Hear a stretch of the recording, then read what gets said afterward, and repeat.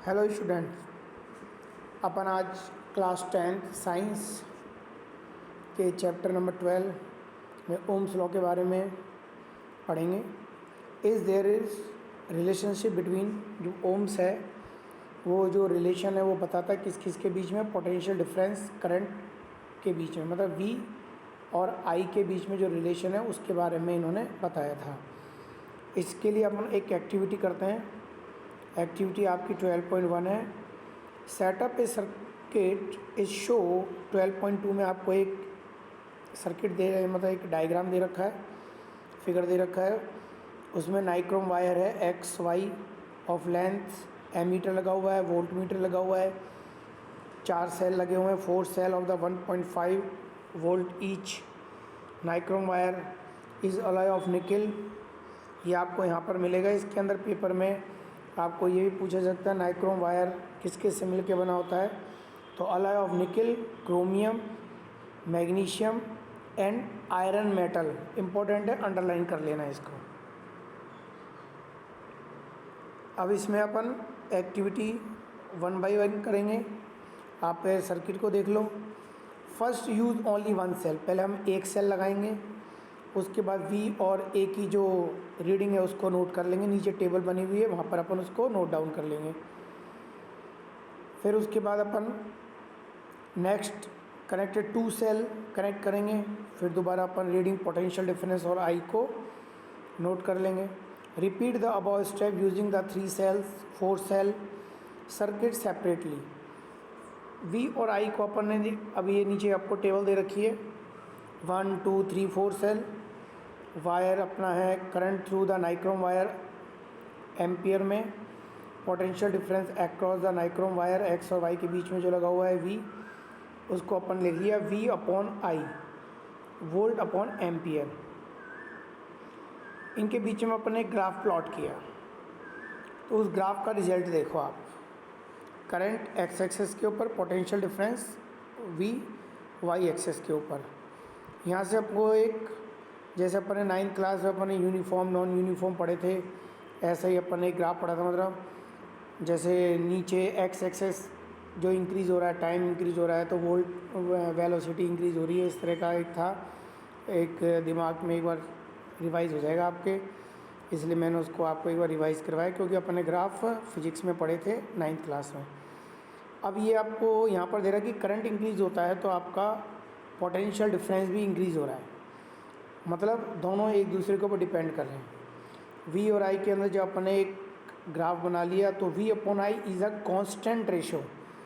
इसको अंडरलाइन कर लो, ये लाइन को फर्स्ट पैराग्राफ में दे रखी है। V फिगर 12.3 दस the V upon I is a constant ratio, मतलब जो अपन ने ये V अपॉन I, यहाँ से V अपॉन I जो इनका रेशो आएगा 1 सेल 2 सेल 3 सेल 4 सेल का, इनका जो रेशो आएगा वो कैसा आएगा, कांस्टेंट आएगा, मतलब सेम आएगा।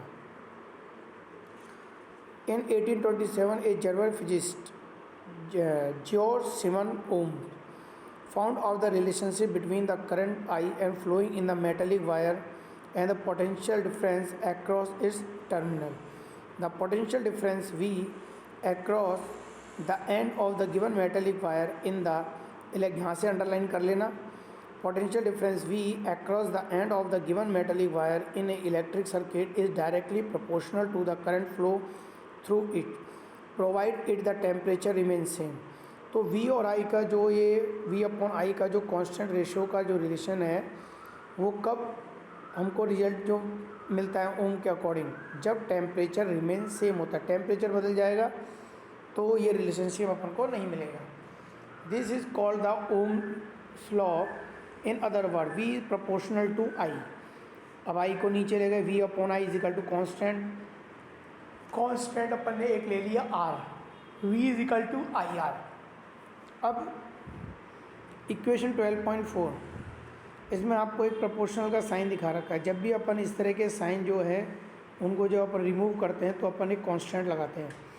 R is a constant from the given metallic wire, मतलब जो मेटेलिक वायर हमने लिया है उसका एक वो कांस्टेंट है।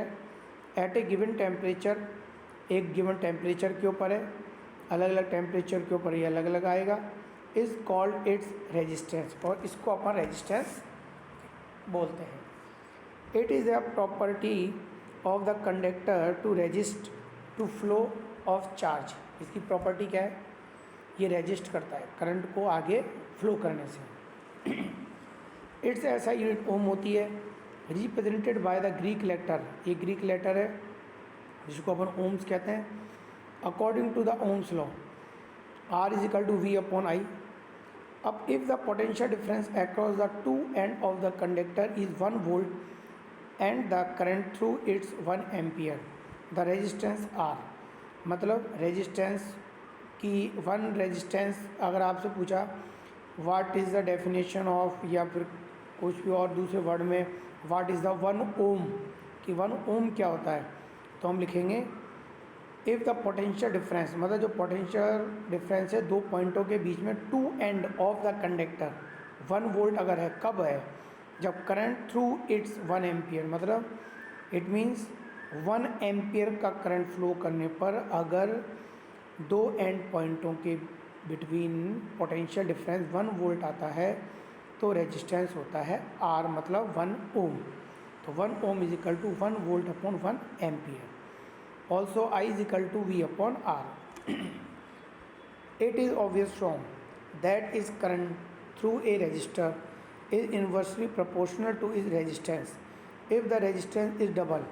अब रेजिस्टेंस क्या है? देखो रेजिस्टेंस नीचे है, R और I ऊपर है, तो R अगर इंक्रीज़ होगा तो I डिक्रीज़ होगा, क्योंकि ये एक दूसरे के क्या इन्वर्सली प्रोपोर्शनल है. एक इंक्रीज़ होगा तो दूसरा डिक्रीज़ होगा. अब रेजिस्टेंस को मैं डबल कर देता हूँ तो करंट क्या हो जाएगा? गेट हाफ, मतलब ये हाफ हो जाएगा. In many practical cases it is necessary to increase और decrease the current in the electric circuit. एक कंपोनेंट, तो अपन को एक ऐसा इंस्ट्रूमेंट है कि भाई जिसको लगाने से करंट के अंदर कोई भी necessary to increase and decrease the current, जो उसको कम या ज़्यादा करता है इलेक्ट्रिक सर्किट के अंदर. इट कंपोनेंट, एक कंपोनेंट है use to regulate the current, मतलब करंट को जो रेगुलेट करता है, मैनेज करता है विदाउट चेंजिंग द वोल्टेज, मतलब वोल्टेज में बिना कोई चेंज करे. Source of the called variable resistance कहते हैं. It is an electric circuit. A device called rheostat is often use to change the resistance in circuit. तो ये क्या करता है, जैसे कई बार लाइट में हमारे फ्लक्चुएशन आ जाता है, तो ये वोल्टेज को मेंटेन करके रखता है, जिससे हमारे जो कंपोनेंट होते हैं, जो हमारे जैसे एसी वगैरह है, फ्रिज है या टीवी है ना, तो इनके अंदर जो करंट है जितना उनको चाहिए उतना करंट उसके अंदर फ्लो होता रहता है, जिससे वो जो हमारे इंस्ट्रूमेंट है, कंपोनेंट्स है, वो ख़राब होने से बच जाते हैं. We will now study about the electrical resistance of conductor with the help of the following activities. अब आपको इसमें एक एक्टिविटी दिखा रखी है, उस एक्टिविटी को आप ध्यान से देखिए. टेक नाइक्रोम वायर ले लिया, सेटअप कर लिया. इनके बीच में अपन ने पहले नाइक्रोम वायर लिया है, 10 वोल्ट का बल्ब लिया है, टॉर्च का बल्ब लिया है. इनको अलग अलग लगा के अपन इसमें चेक करेंगे, और हम देखते हैं जब इन सबको अलग अलग लगा के अपन पहले अपन नाइक्रोम वायर लगाया, फिर टॉर्च का बल्ब लगाया, फिर 10 वोल्ट का बल्ब लगाया, तो लास्ट की जो अपन सेकंड पॉइंट है, are the ammeter reading different of the different component connected to the gap X Y, what do the above observation indicate. तो हमने अलग अलग जब ये इंस्ट्रूमेंट के बीच में लगाए हैं तो हमको अलग अलग एमीटर की रीडिंग मिली है. ऐसा क्यों हुआ? You may repeat this activity by keeping any material component in the gap. Observe the emitter reading in each case. Analysis the observation.